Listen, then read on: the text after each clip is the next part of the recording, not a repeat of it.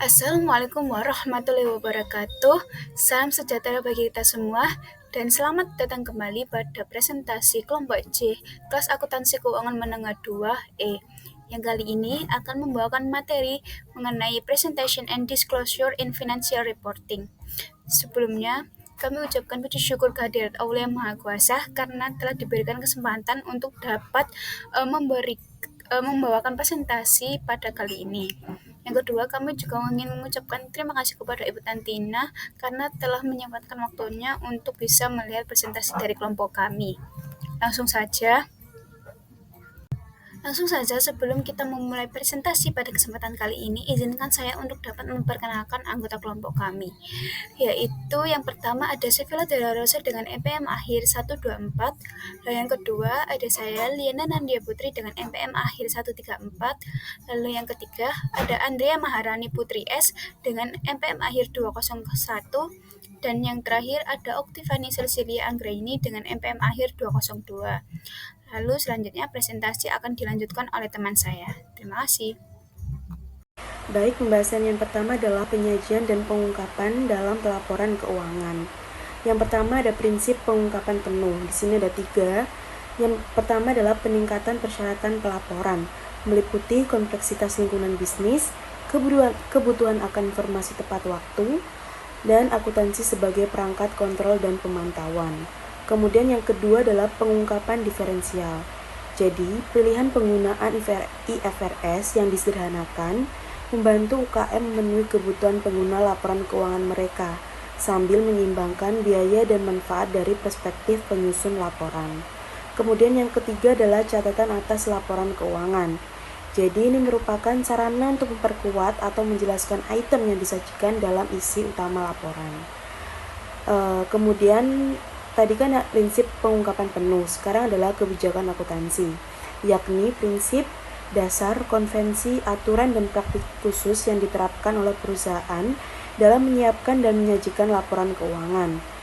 Nah, di sini ada pengakuan utama, yakni persediaan, properti, pabrik, dan peralatan, klaim kreditur, klaim pemegang ekuitas, kontingensi dan komitmen, nilai wajar, pajak tangguhan, pensiun dan sewa, dan perubahan kebijakan akuntansi.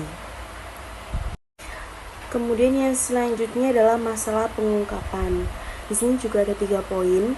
Poin pertama adalah pengungkapan transaksi dan peristiwa khusus, yakni transaksi dengan pihak terkait, kesalahan dan penipuan menimbulkan masalah yang sangat sensitif dan sulit.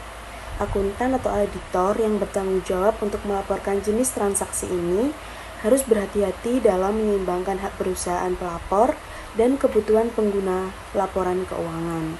Kemudian poin yang kedua adalah peristiwa setelah periode pelaporan atau peristiwa selanjutnya, yakni peristiwa berikutnya yang disesuaikan dan peristiwa berikutnya yang tidak disesuaikan. Itu ada 2.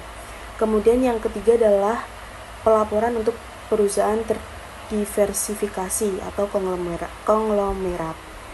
Nah, kemudian tujuan pelaporan informasi tersegmentasi adalah tujuan pelaporan data keuangan tersegmentasi untuk memberikan informasi mengenai berbagai jenis kegiatan bisnis yang dilakukan oleh suatu perusahaan dan perbedaannya dengan lingkungan ekonomi tempat perusahaan beroperasi.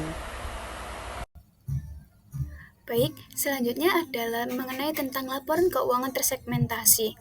Laporan keuangan dapat dipilah-pilah berdasarkan berbagai faktor seperti produk, layanan, geografi, badan hukum, atau jenis pelanggan.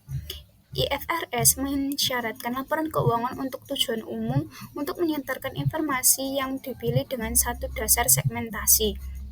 Pendekatan manajemen mencerminkan bagaimana manajemen menyegmentasi perusahaan untuk membuat keputusan operasi. Segmen operasi adalah komponen dari perusahaan yang terlibat dalam aktivitas bisnis, ditinjau secara reguler oleh pengambil keputusan operasional dan memiliki informasi keuangan yang terpisah. Perusahaan dapat menggabungkan informasi mengenai 2 atau lebih segmen operasi jika mereka memiliki karakteristik dasar yang sama dalam hal produk dan jasa, proses produksi, jenis pelanggan, metode distribusi, dan lingkungan peraturan. Uji materialitas kuantitatif menentukan apakah suatu segmen cukup signifikan sehingga memerlukan pengungkapan. Data segmen harus menjelaskan sebagian besar bisnis perusahaan yang disignifikansi sama dengan atau melebihi 75% dari gabungan penjualan kepada pelanggan yang tidak terafiliasi untuk seluruh perusahaan. Lalu selanjutnya adalah informasi yang ada di dalam laporan keuangan tersegmentasi. Dalam informasi tersegmentasi yang dilaporkan oleh ISBM mewajibkan perusahaan untuk melaporkan hal-hal berikut, seperti informasi umum tentang segmen operasi. Hal ini mencakup faktor-faktor yang dianggap paling signifikan oleh manajemen dan dalam menentukan segmen operasi perusahaan dan jenis produk dan jasa yang berasal dari setiap segmen operasi perusahaan harus melaporkan. Lalu yang kedua mengenai laba rugi segmen dan informasi terkait. Secara khusus, perusahaan harus melaporkan informasi berikut ini untuk mengenai setiap segmen operasi jika jumlahnya termasuk dalam penentuan laba atau rugi segmen, di mana yang harus tercantum dalam laporannya yaitu yang pertama ada pendapatan dari transaksi dengan pelanggan eksternal, pendapatan dari transaksi dengan segmen operasi lain dari perusahaan yang sama, yaitu yang ketiga ada pendapatan bunga, yang keempat ada beban bunga, yang kelima ada beban penyusutan dan amortisasi, yang ke yang ketujuh ada pos-pos yang tidak biasa, yang kedelapan ada bagian atas laba bersih investasi yang dicatat dengan metode ekuitas, lalu yang kedelapan ada beban atau manfaat pajak penghasilan, yang kesembilan ada pos non-cash yang signifikan selain beban penyusutan, depresi, dan amortisasi. Lalu yang ke-10 ada beban yang signifikan selain beban penyusutan, depresi, dan amortisasi. Selanjutnya yang harus ada pada laporan keuangan tersegmentasi yaitu yang ketiga ada aset dan liabilitas segmen. Perusahaan harus melaporkan setiap segmen operasi, total aset, dan liabilitas. Yang keempat ada rekonsiliasi. Perusahaan harus menyajikan rekonsiliasi total pendapatan segmen dengan total pendapatan segmen terhadap jumlah pendapatan. Rekonsiliasi jumlah pendapatan segmen laba rugi, segmen operasi terhadap laba sebelum pajak penghasilan, dan rekonsiliasi jumlah aset dan liabilitas segmen operasi terhadap jumlah aset dan liabilitas. Lalu yang kelima, informasi mengenai produk dan jasa yang ditawarkan. Informasi tentang produk dan layanan serta wilayah geografis untuk setiap segmen operasi tidak didasarkan pada geografi. Perusahaan harus jika tidak didasarkan pada geografi, maksud saya, perusahaan harus melaporkan yang pertama pendapatan dari pelanggan eksternal, dan yang kedua dari aset berumur panjang, dan yang ketiga pengeluaran selama periode untuk aset berumur panjang. Lalu informasi ini jika bersangkutan mengenai material, maka yang harus dilaporkan yaitu yang pertama jika uh, aset tersebut berada di negara domisili maka harus dilaporkan di negara domisili perusahaan, dan apabila ada di negara lain maka harus dilaporkan di setiap negara lain. Lalu yang keenam, pelanggan utama. Jika 10% atau lebih dari pendapatan perusahaan berasal dari satu pelanggan tunggal, perusahaan harus mengungkapkan jumlah total pendapatan dari masing-masing pelanggan tersebut berdasarkan segmen. Selanjutnya, presentasi akan dilanjutkan oleh teman saya. Baik, saya akan menjelaskan terkait laporan audit. Nah, laporan audit itu adalah hasil evaluasi independen atas laporan keuangan perusahaan.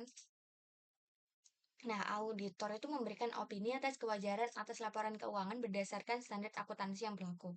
Nah, opini tanpa modifikasi, wajar tanpa pengecualian itu diberikan jika auditor yakin laporan keuangan itu menyajikan informasi secara wajar. Selanjutnya, terkait laporan auditor dengan opini yang memenuhi syarat. Nah, opini ini itu diberikan ketika auditor itu menemukan beberapa aspek laporan keuangan yang tidak sepenuhnya sesuai dengan standar akuntansi, tetapi perbedaan tersebut tidak material sehingga tidak mempengaruhi keseluruhan laporan. Contohnya, pembatasan dalam lingkup audit atau penggunaan kebijakan akuntansi yang tidak sesuai di area tertentu. Selanjutnya ada key audit matters.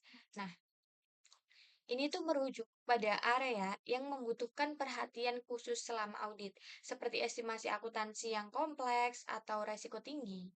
Nah, Key Audit Matters ini tuh bertujuan memberikan transparansi kepada pemegang saham terkait tantangan utama yang dihadapi auditor. Selanjutnya, saya akan menjelaskan terkait dengan laporan manajemen dan komentar manajemen. Jadi, manajemen itu bertanggung jawab atas pembuatan laporan keuangan dan memberikan pandangan mereka dalam laporan manajemen. Nah, komentar manajemen biasanya itu mencakup yang pertama, analisis kinerja keuangan, yang kedua yaitu risiko dan peluang bisnis, yang ketiga yaitu perubahan strategi yang signifikan.